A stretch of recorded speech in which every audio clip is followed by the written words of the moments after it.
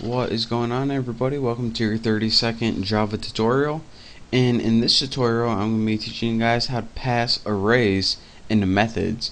Now, I taught you guys how to make basic methods, and I also taught you guys how to use simple variables in methods, but arrays can be a little tricky, so that's what I'm going to teach you guys how to do this time. So before we start passing arrays into methods, we actually need an array.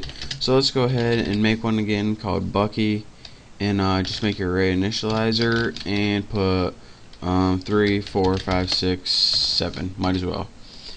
And that's that for now. So now that we have an array, we actually need to build a method to do something to this. So here's your main method right now. So go outside your main method, and again, make sure you're inside of your class but outside your main method, and go ahead and type public static void, and then name your method. I'm just going to name my change because I'm going to want to change my array. Now what you need here is the type and your local like how we built a variable last time.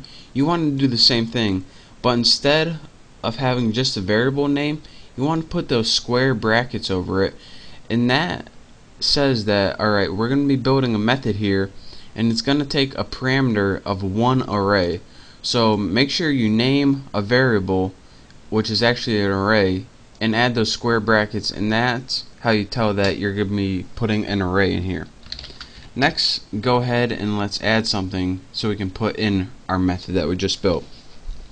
So in this method, what do we want to do to change our array? Let's just say we want to take all the values in our array and add 5 to them. Just add something real simple so I can show you guys. So just add a basic for loop to loop through it. But int counter, let me make sure I spell it right, set it equal to 0 because that's the first index.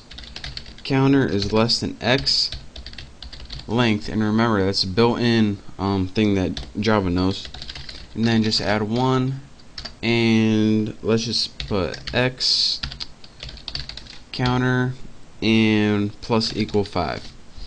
And what this does right here is it takes all the indexes in the array and adds 5 to each value of them. So again, you should know what this does already. Don't forget to put it in a separate method aside from your main one. So now that we got a separate method built, and again, the most important thing probably in this tutorial is in this parameter, in this method, make sure to have an array instead of just a regular variable.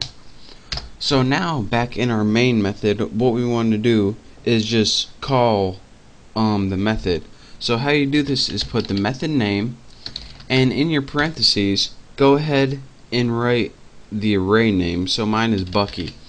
And again, since Java already knows how long it is, you don't have to put how many elements, like 4 or 5. All you have to put is the name of the array.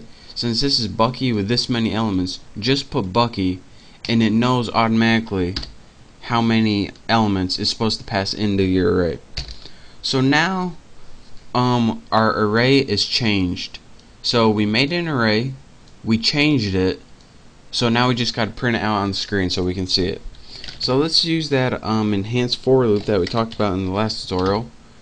And once I get my parentheses, int y, again this is called Bucky, and let's just put system out print line, and we'll print y. So that should work, I believe. So let's go ahead and run this, and as you can see, the original array was 3, 4, 5, 6, 7, and our new array is 8, 9, 10, 11, 12. So it added 5 to the array which we wanted to do.